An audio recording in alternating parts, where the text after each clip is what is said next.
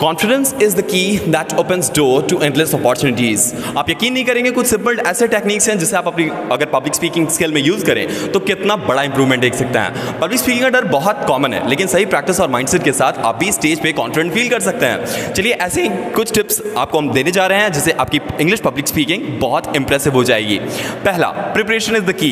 किसी स्पीच या फिर किसी भी प्रेजेंटेशन का फाउंडेशन होता है प्रिपरेशन। अगर आप बहुत अच्छे से तैयार हैं तो ऑटोमेटिकली कॉन्फिडेंट फील करेंगे। स्पीच को छोटे छोटे पार्ट्स में डिवाइड करना चाहिए, जैसे इंट्रोडक्शन, मेन पार्ट और कंक्लूजन। इससे आपका सेक्शन इंडिविजुअली, आप सारे सेक्शन पे इंडिविजुअली फोकस कर पाएंगे। अपनी स्पीच को बार बार रिहर्सल कीजिए, चाहे आप घर पे हो या किसी फ्रेंड के साथ प्रैक्टिस कीजिए। देखिए प्रिपरेशन कैसे आपके कॉन्फिडेंस को बूस्ट करता है, मैं बताता हूँ। प्रिपरेशन, अगर आप प्रिपेयर्ड होते हैं तो आपको पता होता है आप क्या कहने जा रहे हैं और आपको नर्वसनेस कम फील होती है, जिससे आपका कॉन्फिडेंस बढ़ता है। आप प्रिपरेशन को कुछ ऐसा समझिए जैसे आप एग्जाम की तैयारी कर रहे हो। अगर नोट्स अच्छे से आपने रिवाइज किए हैं तो एग्जाम में कोई टेंशन नहीं होगी। नेक्स्ट बात करते हैं कि practice in front of a mirror. Practice के लिए सबसे पहले आपको मिरर के सामने प्रैक्टिस करने से आपकी बॉडी लैंग्वेज और एक्सप्रेशन दोनों पे कंट्रोल मिलता है। इससे आपका टेक्निक, आपका पोस्चर, आपका आई कांटेक्ट, आपका फेशियल एक्सप्रेशन, आपका ये सारी चीज़ें इंप्रूव करने में बहुत मदद करती है, जिससे आपकी डिलीवरी और कॉन्फिडेंट और इम्पैक्टफुल होती है। मिरर प्रैक्टिस करने से पब्लिक स्पीकिंग में क्या इंप्रूवमेंट हो सकती है? मिरर प्रैक्टिस करने से आपकी body language, facial expression, confidence, ये सब इंप्रूव होता है, जिससे आपका ओवरऑल प्रेजेंटेशन बहुत बेटर हो जाता है। मिरर में खुद को देखने के और प्रैक्टिस करना कुछ ऐसा समझिए जैसे आप खुद के मूवी के हीरो बन चुके हो। Know your audience. Number 3, public speaking के लिए सिर्फ बोलना काफ़ी नहीं है, बल्कि एक कॉन्वर्सेशन है ऑडियंस और आपके बीच। इससे आपकी ऑडियंस को समझना बहुत ज़रूरी है। जानिए आप किसके लिए बोल रहे हैं, क्या वो बच्चे हैं, प्रोफेशनल्स हैं, या फिर एक ग्रुप हैं, जिससे आप अपनी स्पीच को उस हिसाब से एडजस्ट कर सकते हो। कॉन्फिडेंस ऑडियंस को समझने के लिए आपकी पब्लिक स्पीकिंग में क्या फ़र्क पड़ता है, अगर हम समझ जाएं ऑडियंस कैसे हैं तो देखिए, ऑडियंस को समझिए आप अपनी स्पीच को उनके इंटरेस्ट के अकॉर्डिंग और नीड के अकॉर्डिंग टेलर कर सकते हैं, जिससे आपको ज़्यादा इंगेजमेंट होता है और लोग आपको सुनना चाहते हैं। ऑडियंस को समझने का मतलब है कि एक शेफ की तरह, जो आपको पता है कि आपको कितने स्पाइसी खाना बनाना है या फिर किसको मिल्ड खाना देना है। अब स्टार्ट विद स्ट्रॉन्ग ओपिनियन, ये नंबर 6। अब स्ट्रॉन्ग ओपिनियन के साथ कैसे? किसी स्पीच को स्टार्ट करने से पहले सबसे इंपॉर्टेंट होता है एक स्ट्रॉन्ग ओपिनियन से अपनी स्पीच को स्टार्ट करना, जिससे आपके ऑडियंस का ध्यान आपकी तरफ खींचा जा सकता है। कोशिश कीजिए कि आप एक पावरफुल कोट, जैसे मैंने स्टार्टिंग में दिया था, और इंटरेस्टिंग फैक्ट या फिर कोई पर्सनल स्टोरी अपनी स्पीच में इन्वॉल्व कीजिए, जिससे आपकी ऑडियंस इमीडिएटली इंगेज हो जाती है। एक स्ट्रॉन्ग ओपिनियन आपकी स्पीच में क्या फ़र्क डालता है, मैं बताता हूँ। एक स्ट्रॉन्ग ओपिनियन आपकी ऑडियंस का ध्यान ज़्यादा देर तक बनाए रखने में हेल्प करता है और आपकी स्पीच को ज़्यादा सीरियस भी बनाता है। ओपनिंग ऐसी होनी चाहिए जैसे मूवी का पहला सीन, अगर वो बोरिंग है तो ऑडियंस अगले सीन तक क्यों रुकेगी, ऑब्वियस सी बात है।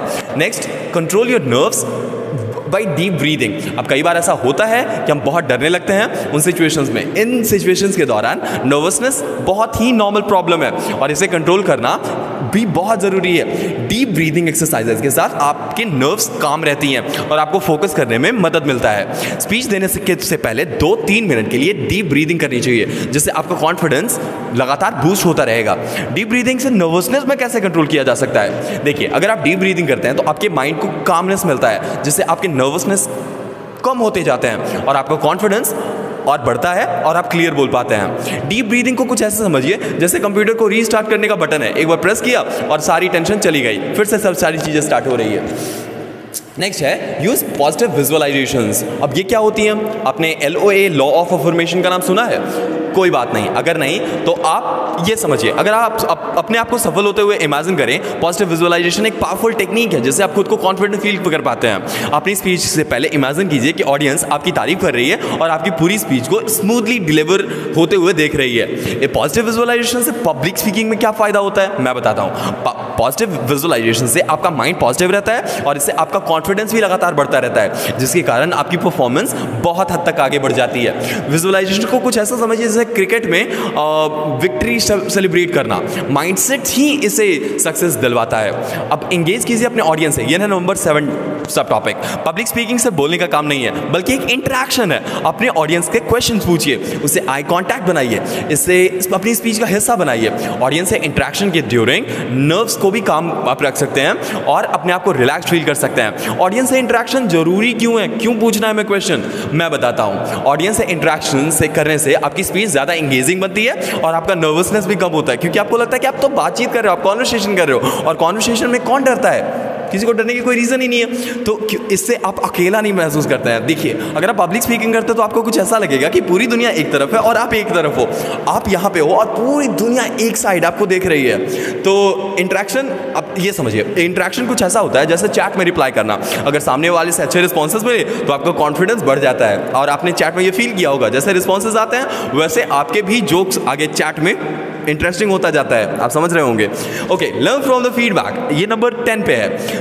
पब्लिक स्पीकिंग एक कंटिन्यूस इंप्रूवमेंट का प्रोसेस है। अगर आप स्पीच देते हैं तो किसी से फीडबैक लीजिए और उसे सीखिए। फीडबैक से आपको ये समझने में मदद करता है कि आपके स्ट्रैटेजीज क्या है, आपके स्ट्रेंथ क्या है, वीकनेस क्या है। स्वॉट टेक्निक आप जानते होंगे, SWOW। अगर आपका ये ठीक है तो आपके किस एरियाज में इंप्रूवमेंट करने के चांसेस हैं, रीजन है या फिर चांसेस होने चाहिए, ये सब आपको इससे पता चल जाएगा। फीडबैक लेना पब्लिक स्पीकिंग में कैसे इंप्रूवमेंट डाल सकता है सर, मैं बताता हूँ। फीडबैक लेने से आप अपने मिस्टेक से सीख सकते हैं और फ्यूचर में होने वाले स्पीचेस में वो इंप्रूवमेंट ला सकते हैं, जिससे आपका कॉन्फिडेंस बहुत ज़्यादा बढ़ जाता है। फीडबैक को कुछ ऐसे समझिए जैसे कुकिंग टिप्स। अगर सही तरीके से आपने टिप्स लिया तो अगली डिश और भी डिलिशियस बनेगी। डिश डिलिशियस कुछ भी नहीं। अब बताता हूं मैं इस वीडियो में आपने सीखा क्या। आज तो हमने डिस्कस किया कि कैसे आप अपने पब्लिक स्पीकिंग में कॉन्फिडेंस बढ़ा सकते हैं, प्रिपरेशन और मिरर प्रैक्टिस और ऑडियंस को समझ के स्ट्रॉन्ग ओपिनियन से लेके फीडबैक देना, ये सारे टिप्स आपके स्पीकिंग को बहुत ही ज़्यादा बढ़ा सकते हैं। तो आपने इससे क्या क्या सीखा, पब्लिक स्पीकिंग कॉन्फिडेंस कैसे बढ़ाना है, प्रिपरेशन कैसे करना है, मिरर प्रैक्टिस कैसे करनी है, ऑडियंस को कैसे समझना है, स्ट्रॉन्ग ओपिनियन से अपना स्टार्टिंग कैसे करना है, फीडबैक किस तरह से आप ले सकते हो। ये सारे टिप्स ओवरऑल आपकी पब्लिक स्पीकिंग में को नेक्स्ट लेवल तक ले जा सकते हैं और आपका कॉन्फिडेंस प्रैक्टिस से आता है। तो जितना ज़्यादा प्रैक्टिस करोगे उतना बेटर परफॉर्म कर पाओगे। अगर आप भी पब्लिक स्पीकिंग में कॉन्फिडेंट बन सकते हैं तो देर किस बात की, अभी सब्सक्राइब कीजिए विजन स्पोकन इंग्लिश को और हंसते रहिए और सीखते रहिए।